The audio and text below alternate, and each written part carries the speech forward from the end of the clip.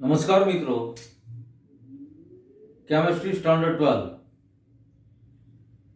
Chapter number 5 surface chemistry अथवा पृष्ठ रसायण विज्ञान आ चैप्टरनी આપણે શરૂઆત કરી રહ્યા છીએ। આખું અલગ જ ચેપ્ટર છે। અલગ in the sense inorganic, organic આવી બધી અલગ અલગ કેમિસ્ટ્રી ભણ્યા, ફિઝિકલ કેમિસ્ટ્રી ભણ્યા। તો ફિઝિકલ કેમિસ્ટ્રીને જ લગતું ચેપ્ટર, પણ આ ચેપ્ટરની અંદર એવી રીતની કેમિસ્ટ્રી અથવા એવી રીતના રસાયણ વિજ્ઞાનનો અભ્યાસ કરવાનો છે કે જે આખું ઘન કે પ્રવાહીની સરફેસ ઉપર વસ્તુ સ્થિતિ બનતી હોય। ખૂબ જ ઇન્ટરેસ્ટિંગ અને ઘણી બધી એવી પ્રક્રિયાઓ પણ આપણે અત્યાર સુધી ભણી ગયા, પણ ત્યારે એ બાબત કદાચ નોંધી ન હોય। દાખલા તરીકે કોરોઝન અથવા ક્ષારણ। તો ક્ષારણમાં યાદ કરો, ધાતુની સપાટી ઉપર થતી ઘટના છે। તો આવી સપાટી ઉપર થતી ઘટનાઓ એના વિશે આ ચેપ્ટરમાં આપણે ભણવાના છીએ। માત્ર ક્ષારણ નહીં, વિદ્યુત ધ્રુવ પ્રકમેજો, ક્રિસ્ટલાઇઝેશન જો, સ્ફટિકીકરણ, આ બધી ઘટનાઓ અંતરાપૃષ્ઠ અથવા પૃષ્ઠ મતલબ સપાટી ઉપર થતી હોય છે। સૌથી પહેલા આનું થોડું ઇન્ટ્રોડક્શન જોઈએ, પ્રસ્તાવના જોઈએ કે આ ચેપ્ટરમાં આપણે શું અને કેવી રીતે ભણવાના છીએ।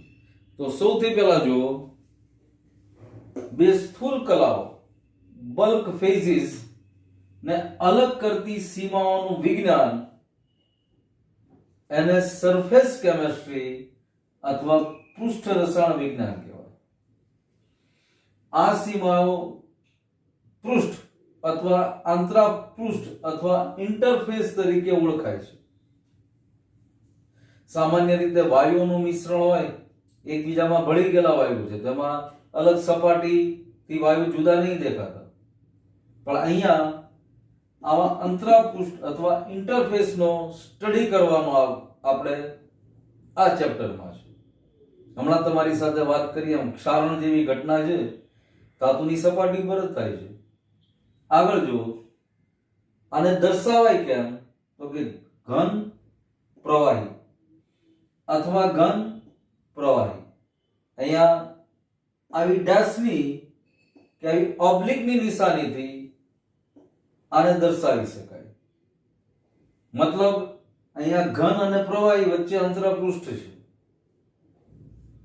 મતલબ કે ઘન અને પ્રવાહી વચ્ચે પૃષ્ઠ અથવા ઇન્ટરફેસ અથવા અંતરપૃષ્ઠ છે।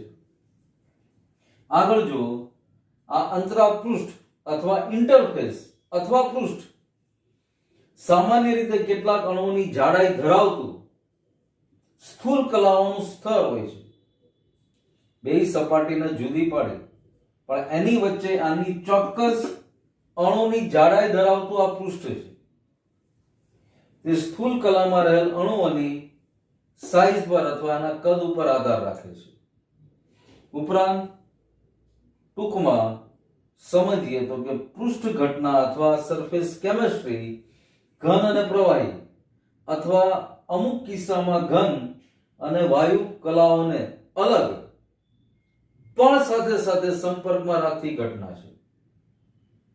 આગળ જેમ જેમ આને ભણતા જશું, આના અમુક અમુક શબ્દોનો અભ્યાસ કરતા જશું, ત્યારે વધારે આ બધી વસ્તુ સ્પષ્ટ થશે કે ભાઈ આ વસ્તુ શું છે। પણ અહીંયા આગળ ધાતુની સરફેસ અથવા ઘન સરફેસ અથવા અમુક કિસ્સાઓમાં પ્રવાહીની સરફેસ એનો અભ્યાસ કરવા માટે એકદમ શુદ્ધ અવસ્થા હોવી જરૂરી છે। આજે ધાતુની સપાટી પણ એકદમ સ્વચ્છ હોવી જોઈએ, નહીં તો વાતાવરણમાં રહેલા, હવામાં રહેલા નાઇટ્રોજન, ઓક્સિજન થી જે તે સપાટી ઉપર, જે તે ધાતુની સપાટી ઉપર ઓક્સાઇડનું સ્તર રચાય છે, તો પણ જે અભ્યાસ કરવાનો છે એ અભ્યાસમાં અડચણરૂપ બની શકે। પણ હાલના સમયમાં તમે જુઓ તો 10⁻⁸ થી 10⁻⁹ પાસ્કલ આટલા ઉચ્ચ શૂન્ય અવકાશની મદદથી ધાતુની સ્વચ્છ સપાટી આપણે મેળવી શકીએ છીએ, કે જેની મદદથી આ અભ્યાસ સરળતાથી થઈ શકે છે। ટૂંકમાં સમજીએ તો what meaning of surface chemistry? તો કે પૃષ્ઠ રસાયણ વિજ્ઞાન એ ઘન કે કેટલાક કિસ્સાઓમાં પ્રવાહીઓની સપાટી પર થતી ઘટના છે, અને જેમાં ઘનની સપાટી પર પ્રવાહી કે વાયુના કણો ભેગા થતા હોય એનો અભ્યાસ કરવાનો છે. હવે આ અભ્યાસમાં અધિશોષણ, ઉદ્દીપન, કલીલો કે જેમાં પાયસ અને જેલ જેનો સમાવેશ થતો હોય, આવી બધી બાબતોનો અભ્યાસ કરવાનો છે. શરૂઆત આપણે અધિશોષણથી જ કરીએ છીએ. આમ તો અધિશોષણ જાણીતો શબ્દ છે, ઘણી બધી રાસાયણિક પ્રક્રિયામાં આવી ગયું. યાદ કરો તો કે પ્લેટિનમની સપાટી ઉપર, પ્લેટિનમ ધાતુની સપાટી ઉપર હાઇડ્રોજનનું અધિશોષણ થયું. તો હવે આ જ વસ્તુને આપણે ડિટેલમાં વિસ્તારપૂર્વક સમજવાની છે. પણ શરૂઆતમાં તમને કીધું એમ અલગ જ અને મજાની કેમિસ્ટ્રી ભણવાની આ પાઠની બાબત છે. ઓર્ગેનિક, ઇનઓર્ગેનિક, ફિઝિકલ, આ ફિઝિકલનો ટાઈપ છે, એમાં કોઈ સવાલ નથી. પણ એવી કેમિસ્ટ્રી કે જે તે ઘન પદાર્થની અથવા ઘનની કે પ્રવાહીની સપાટી પર થતી ઘટના છે. તો હવે આને વિસ્તૃત અધિશોષણથી ચાલુ કરીએ છીએ. સૌથી પહેલા અધિશોષણ કોને કહેવાય, અધિશોષણ પછી અવશોષણ કોને કહેવાય, બેના ડિફરન્સીસ શું છે, ત્યાંથી આ ચેપ્ટરની શરૂઆત કરીએ છીએ.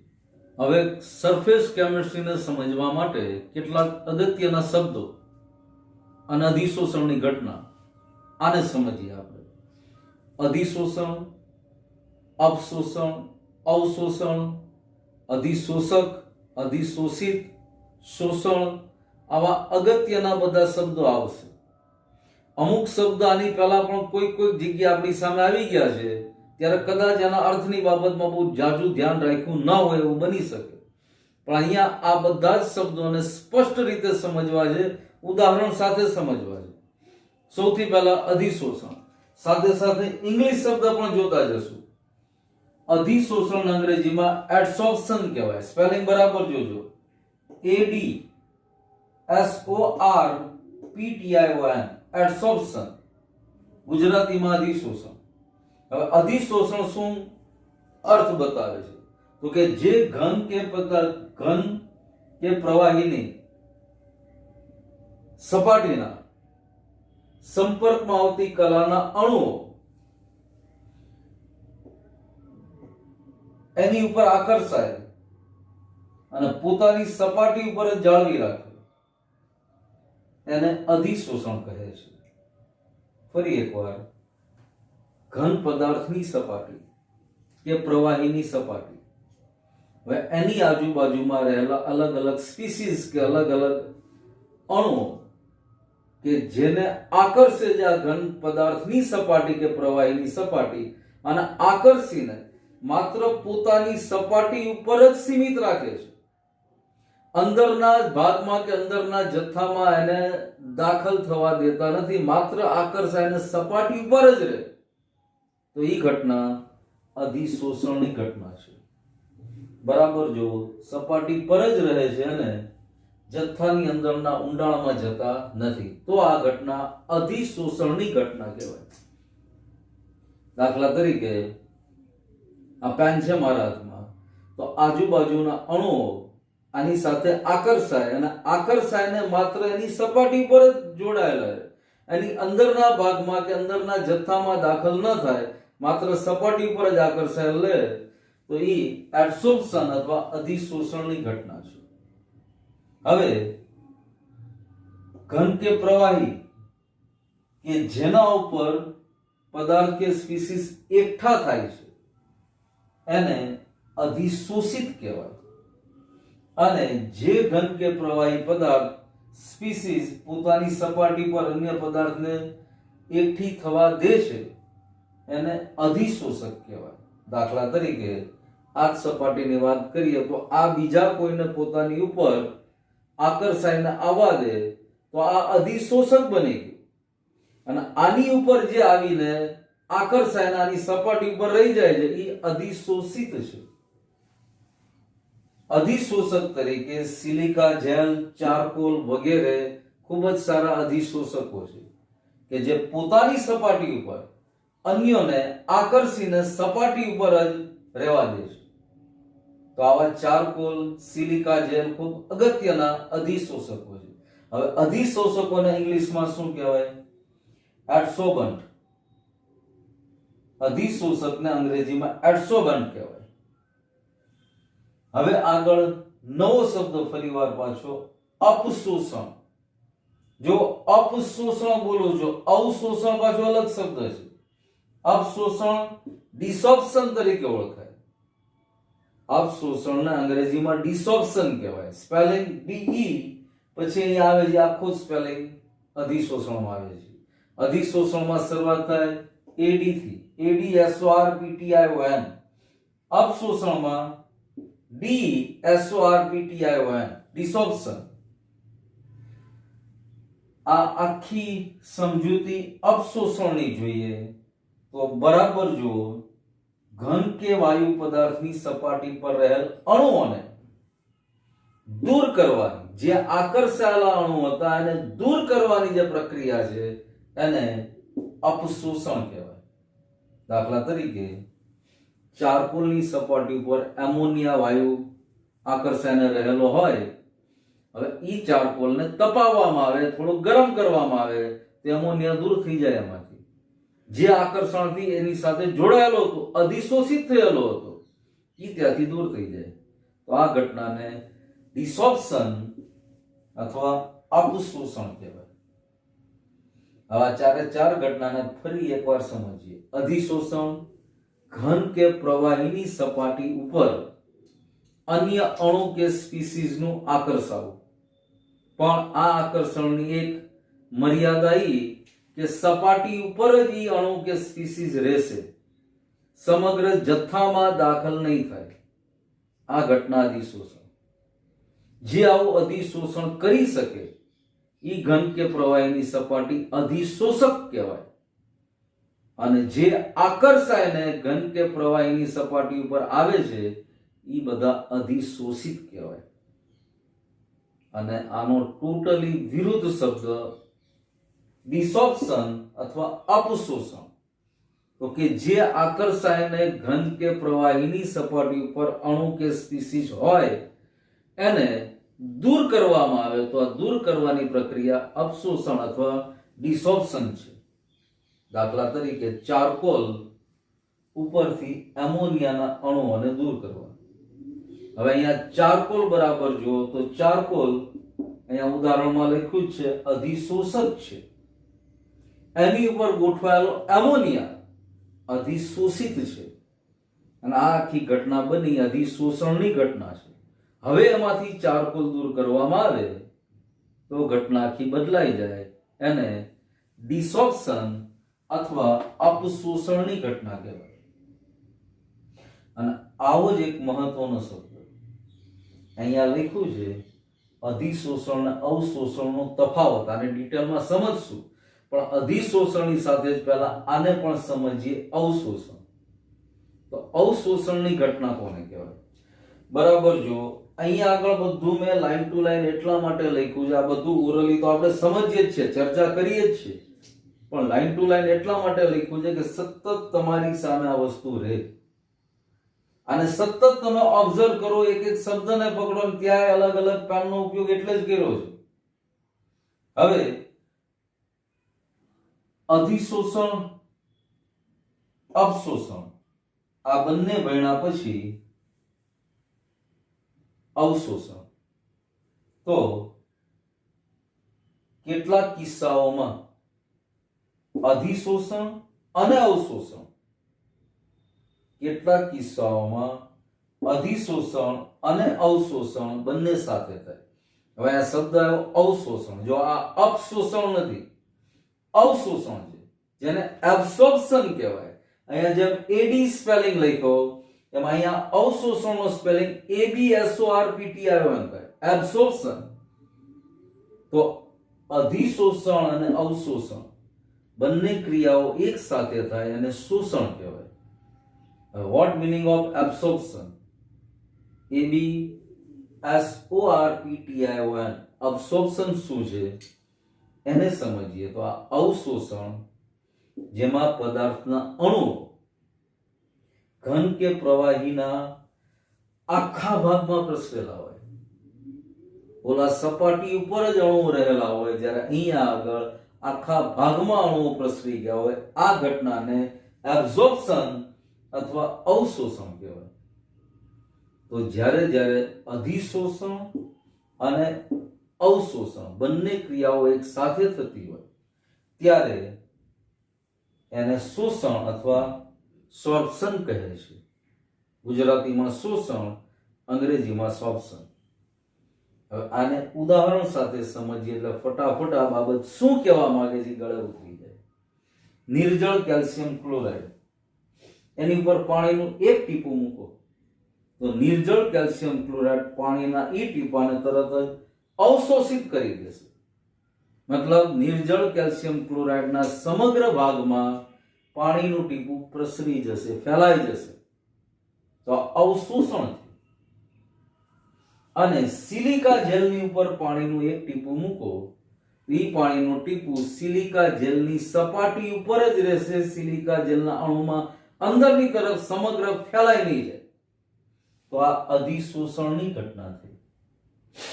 એટલે મેં કીધું ને હમણાં કે જેમ જેમ આના ઉદાહરણ સમજતા જશું એમ આ બધી વસ્તુ એકદમ ફટાફટ ગળે ઉતરશે.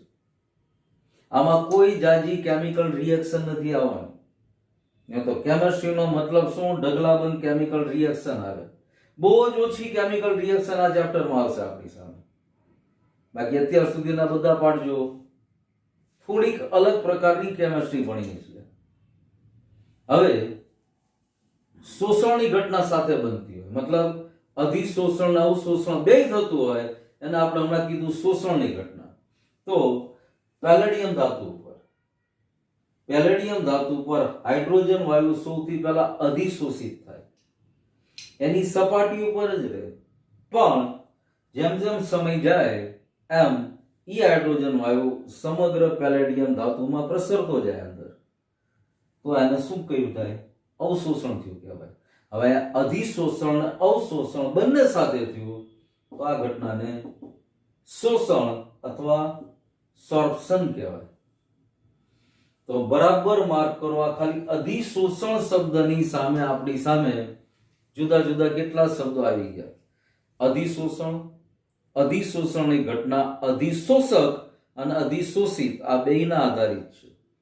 જેમ દ્રાવણની વાત કરીએ તો દ્રાવણમાં દ્રાવ્ય અને દ્રાવક બંને હોય. જે દ્રાવ્ય પદાર્થને પોતાની અંદર ઓગાળી શકે છે અથવા જેનો જથ્થો વધારે છે અને સમાન મિશ્રણ આપે છે એ દ્રાવણ છે, સાચું દ્રાવણ છે. એમ અહીંયા અધિશોષક અને અધિશોષિત અને અધિશોષક આ બંને શબ્દોથી અધિશોષણની ઘટના બને. અધિશોષણની ઓપોઝિટ ઘટના ડિસોપ્શન અથવા અપશોષણ. જેમાં જે અધિશોષણ થયું છે એ ઘટનામાં જે ઘન કે પ્રવાહીની સપાટી ઉપર જે અણુઓ કે સ્પીસીઝ આકર્ષાઈને આવ્યા છે એને દૂર કરો એટલે અપશોષણ થઈ ગયું. જ્યારે અવશોષણ અથવા એબ્ઝોર્પ્શન મતલબ શું? તો કે માત્ર સપાટી ઉપર જ અણુ કે સ્પીસીઝ નથી રહેતી, સમગ્ર ઘન કે પ્રવાહીની અંદર પ્રસરી જાય છે, સમગ્ર ઘન કે પ્રવાહીમાં ફેલાઈ જાય છે. આને અવશોષણ કહેવાય. હવે આ અવશોષણ મતલબ એબ્ઝોર્પ્શન અને એડસોર્પ્શન.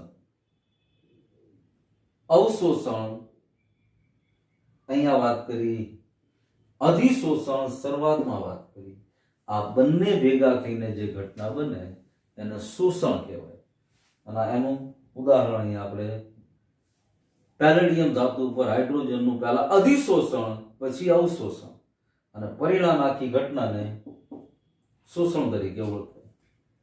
તો આ ખૂબ જ અગત્યના મહત્વના પણ સહેલા શબ્દો છે. એવું ટેન્શન રાખીને 5-6 શબ્દ ભેગા થઈ ગયા આ કેમ યાદ રહે? નહીં, ઇઝીલી યાદ રહી જાય, એકદમ સહેલાઈથી યાદ રહી જાય. એક એક શબ્દનો બરાબર વિચાર કરો, શબ્દને સમજો, ઉદાહરણ જો, સહેલાઈથી યાદ રહી જાય. હવે અધિશોષણને લગતી અમુક ઘટનાઓના ઉદાહરણ જોઈએ અને પછી અધિશોષણ અને અવશોષણનો ડિટેલમાં તફાવત જોઈએ. અધિશોષણને સમજ્યા પછી હવે અધિશોષણના થોડા ઉદાહરણો જોઈએ. તો સૌથી પહેલા જો બંધ પાત્રમાં, એક બંધ પાત્રની અંદર ચારકોલ એટલે કાર્બનનો ભૂકો, ચોક્કસ પ્રકારના કાર્બનને એકદમ ઝીણો બારીક ભૂકો કરી નાખવામાં આવે, ચારકોલ છે. હવે આ બંધ પાત્રમાં ચારકોલ લેવામાં આવે અને ચારકોલની સાથે sulphur dioxide, ammonia, oxygen, hydrogen વગેરે વાયુઓ એ બંધ પાત્રમાં રાખવામાં આવે. થોડાક સમય પછી ઓબ્ઝર્વ કરવામાં આવે તો બંધ પાત્રનું દબાણ જે વાયુના કારણે હોય છે એ થોડા સમય પછી વાયુનું દબાણ ઘટી ગયેલું જોવા મળશે. તો શા માટે વાયુનું દબાણ ઘટી ગયું? તો વાયુનું અધિશોષણ થયું ચારકોલ ઉપર. ચારકોલની સપાટી ઉપર વાયુઓ અધિશોષિત થયા, એટલા માટે દબાણ ઘટી ગયું. બીજું ઉદાહરણ જો મિથિલિન બ્લુ. મિથિલિન બ્લુ નામનો કાર્બનિક પદાર્થ કે જે ભૂરો રંગ દર્શાવે છે, તો આવા મિથિલિન બ્લુને પ્રાણીજ કોલસો ઉમેરવામાં આવે અને થોડા સમયના અંતે એનું ગાળણ કાઢવામાં આવે તો ગાળણ અથવા ફિલ્ટરેટ રંગવિહીન બની જાય છે. અહીંયા પણ જે અણુમાં રંગ નો ભાગ હતો અથવા રંગ હતો એ રંગનું અધિશોષણ પ્રાણીજ કોલસા દ્વારા થયું. એવી જ રીતે ભીની હવાને સિલિકા જેલની હાજરીમાં રાખતા ભીની હવા પણ શુષ્ક બને છે. ભીની હવામાંથી ભેજનું અધિશોષણ સિલિકા જેલ કરે છે. ઘણી બધી દવાની ટેબ્લેટ્સમાં ખાસ સિલિકા જેલની એટલી નાની એવી કોથળી મૂકવામાં આવે કે વાતાવરણમાં રહેલી ભેજની અસર પણ અંદર રહેલી દવામાં ન થાય. દવાની આખી બોટલ હોય, ઈ બોટલમાં ટેબ્લેટ હોય, પણ એ ટેબ્લેટની સાથે એટલી એવી નાની એક સિલિકા જેલની બેગ, નાની એવી કોથળી મૂકવામાં આવે. એનું કારણ આ કે બાય ચાન્સ ભીની હવા સંપર્કમાં આવે તો તરત જ સિલિકા જેલ એને અધિશોષણ કરી દે. તો આ અધિશોષણના ઉદાહરણો છે. હવે અધિશોષણ અને અવશોષણ બેયના તફાવત જોઈએ. આમ તો હમણાં જ વાત કરી હતી, અધિશોષણ ભણતા હતા, જુદા જુદા શબ્દો ભણ્યા ત્યારે બંને શબ્દોની વાત કરી હતી, પણ હવે થોડુંક ડિટેલમાં બેયના અંગ્રેજી સ્પેલિંગ સાથે. અધિશોષણ એડસોર્પ્શન કહેવાય, અવશોષણ એબ્સોર્પ્શન કહેવાય. એડી અને એબી એટલો ફરક છે. અધિશોષણ માત્ર સપાટી ઉપર થતી ક્રિયા છે. ઘન કે પ્રવાહી પદાર્થની સપાટી ઉપર થતી ક્રિયા છે, જ્યાં આગળ અણુઓ કે સ્પીસીસ જે તે પદાર્થના આકર્ષાય છે અને સપાટી ઉપર સીમિત રહે છે. જ્યારે અવશોષણ સમગ્ર જથ્થામાં થતી ક્રિયા છે. બીજું, અધિશોષિતની સાંદ્રતા માત્ર સપાટી ઉપર વધે છે. સપાટી ઉપર જ અધિશોષિત પદાર્થની સાંદ્રતા વધતી રહેશે. જ્યારે અહીંયા આગળ અધિશોષણની સાંદ્રતા સમગ્ર જથ્થામાં વધે છે. અહીંયા અધિશોષિતની સાંદ્રતા માત્ર સપાટી પર વધવાથી વિસમાન પ્રણાલી બને છે. જ્યારે અહીંયા અધિશોષણની સાંદ્રતા આખા જથ્થામાં બધે સરખી ફેલાઈ જાય છે, માટે પ્રણાલી સમાન બને છે. બંનેના ઉદાહરણ આપણે જોયા. અધિશોષણના ઉદાહરણ તો આપણી સામે ઉપર જ છે. આમાં જોયું, નિર્જળ કેલ્શિયમ ક્લોરાઇડની ઉપર પાણીનું ટીપું પડે તો પાણીનું ટીપું બધે જ પ્રસરી જવાનું. આ વાત થઈ અધિશોષણ અને અવશોષણના તફાવત. હવે મિકેનિઝમ ઓફ એડસોર્પ્શન, અધિશોષણની ક્રિયાવિધિ સમજીએ છીએ. પણ અધિશોષણની ક્રિયાવિધિ સમજીએ એની પહેલા આ જે કાંઈ વસ્તુ આપણે સમજ્યા એ પહેલા બરાબર મગજમાં ઉતારી લેજો, એ બરાબર સમજી લેજો તો મિકેનિઝમ સમજવાની મજા આવશે ને મિકેનિઝમમાં થર્મોડાયનેમિક્સ નો પણ ઉપયોગ થશે. થર્મોડાયનેમિક્સ આપણે ભણી ગયા છે, તો થર્મોડાયનેમિક્સના અમુક ડેલ્ટા જી, ડેલ્ટા એસ એન્ટ્રોપીનો ફેરફાર, મુક્ત ઉર્જાનો ફેરફાર, એના આધારે અધિશોષણની મિકેનિઝમ અથવા ક્રિયાવિધિ સમજીએ.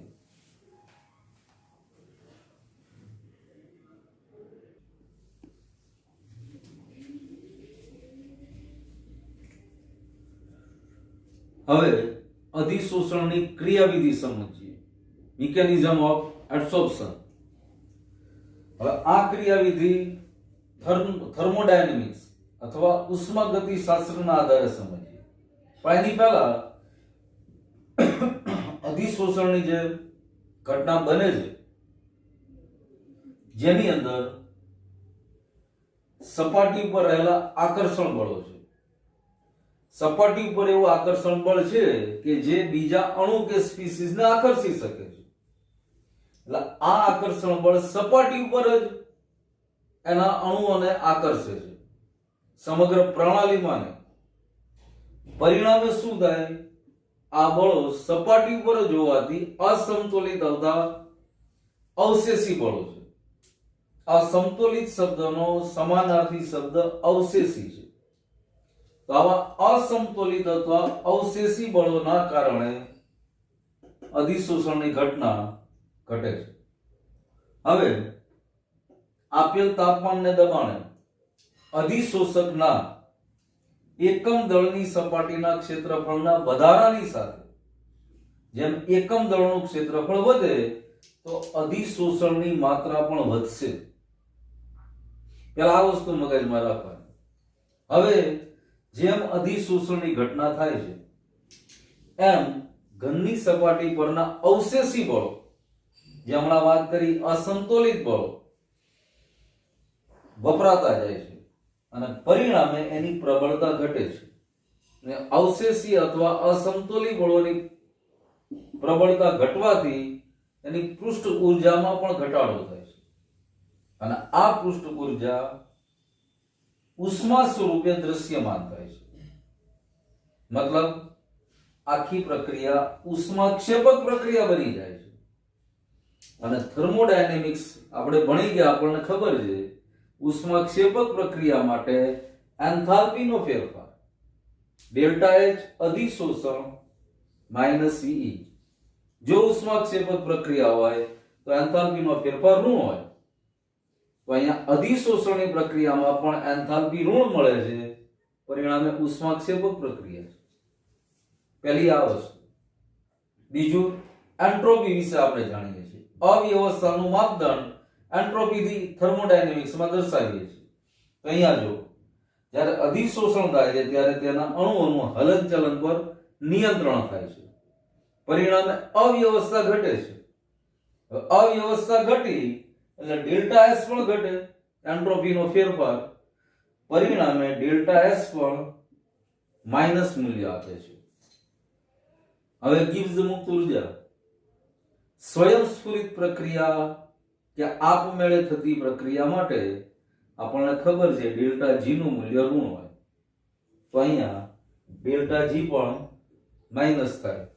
હવે ડેલ્ટા જી માઇનસ થાય તો થર્મોડાયનેમિક્સ નું આ સમીકરણ યાદ કરો. ડેલ્ટા જી બરાબર delta H minus T delta H. પણ અહીંયા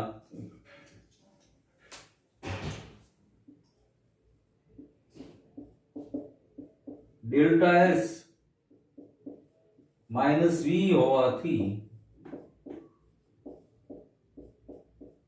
ટી ડેલ્ટા એસ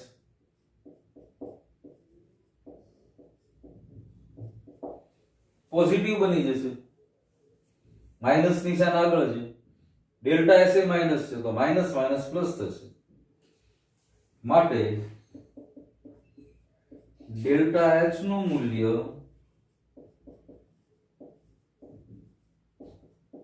વધુ ઋણ થવું જોઈએ. ડેલ્ટા એચ વધારે ઋણ થાય તો જ ડેલ્ટા જી માઇનસ માં મળતું જાય. હવે જેમ જેમ આગળ પ્રક્રિયા વધતી જાય, જેમ જેમ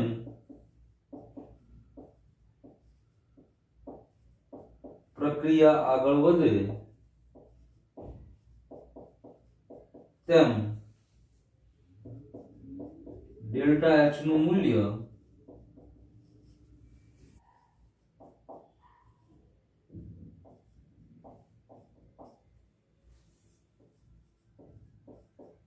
ઓછું ઋણ બને અને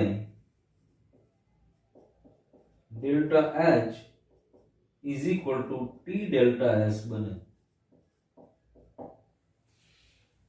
હવે delta H is equal to T delta S બની જાય એટલે અહીંયા બરાબર જો 0 થઈ જાય, માટે ડેલ્ટા જી બરાબર 0 થાય.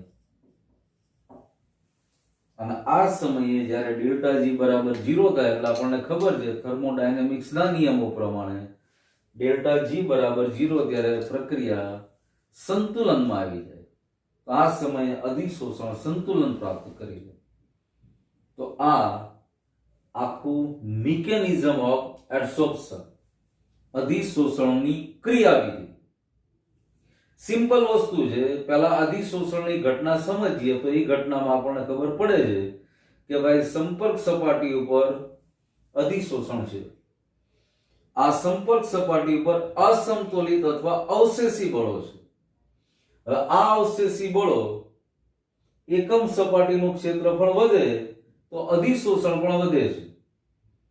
હવે અધિશોષણ એકમ સપાટીના વધારા સાથે વધે છે. હવે થર્મોડાયનેમિક્સ ઉપર આવો તો અહીંયા આગળ ઉષ્માક્ષેપક પ્રક્રિયા છે, પરિણામે ડેલ્ટા એચ ઋણ મળે.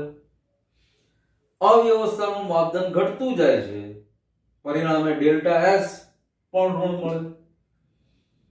સ્વયંસ્ફુરિત પ્રક્રિયા છે, માટે ડેલ્ટા જી ગિબ્સ મુક્ત ઉર્જા જેને આપણે કહીએ એ પણ ઋણ મળે. હવે સમતોલન સ્થિતિ માટે તમે જુઓ તો ડેલ્ટા જી બરાબર delta H minus T delta S. એના આધારે ગણતરીપૂર્વક જુઓ અથવા ગાણિતીય રીતે જુઓ તો જ્યારે ડેલ્ટા એચ અને ટી ડેલ્ટા એસ સમાન થાય એટલે આ બાજુ મૂલ્ય 0 થઈ જાય, પરિણામે ડેલ્ટા જી બરાબર 0 થાય. અને ડેલ્ટા જી બરાબર 0 થાય ત્યારે અધિશોષણ સંતુલિત અવસ્થામાં અથવા સંતુલન પ્રાપ્ત કરી લે. તો આ અધિશોષણની ક્રિયાવિધિ હતી. હવે અધિશોષણના પ્રકારો ભૌતિક અને રાસાયણિક, પણ આ પ્રકારોની ચર્ચા આની પછીના પીરિયડમાં કરશું આપણે. અત્યારે આ બધા નવા નવા શબ્દો એટલે આમાં વધારાનું બીજું મિક્સ નથી કરવું. આમ જોવા જાવ તો બધા સાવ નવા વધારાના શબ્દો નથી. શરૂઆતમાં જ કીધું તો એમ આમાંથી અમુક અમુક શબ્દો આપણી સામે આવી જ ગયા છે, પણ એ સમયે એને ગંભીરતાપૂર્વક કદાચ આપણે સમજ્યા ન હોય તો અહીંયા આગળ એક એક શબ્દને બરાબર સમજવાનો, ઉદાહરણ સાથે સમજવાનો, તો આખા પાઠમાં બહુ ઈઝી કામ થઈ જશે. આખા ચેપ્ટરમાં ભણવાની પણ મજા આવશે. અત્યાર સુધી તમે માર્ક કરો, આખો પીરિયડ પૂરો થઈ ગયો, એક રાસાયણિક પ્રક્રિયા લખી નથી આપણે. Not a single reaction. માત્ર અધિશોષણના આધારે ચર્ચા જ કરી છે. પહેલા ઇન્ટ્રોડક્શન, ક્યાં ક્યાં પૃષ્ઠ રસાયણ વિજ્ઞાનનો ઉપયોગ થાય છે. અધિશોષણ, અધિશોષણ અવશોષણના ડિફરન્સીસ, તફાવતો, અધિશોષણની ક્રિયાવિધિ. હવે ભણશું અધિશોષણના પ્રકારો, પણ આની પછીના પીરિયડમાં. તો આજે અહીંયા સુધી આપણે આ લેક્ચર રાખીએ છીએ. કાંઈ ડાઉટ કે ડિફિકલ્ટી ચોક્કસ ફોન અથવા મેસેજ કરવો. આની પછીના પીરિયડમાં અધિશોષણના પ્રકારો ભૌતિક અને રાસાયણિક એના વિશે આગળ ચર્ચા કરશું અને આગળ પાઠ ભણશું. Thank you.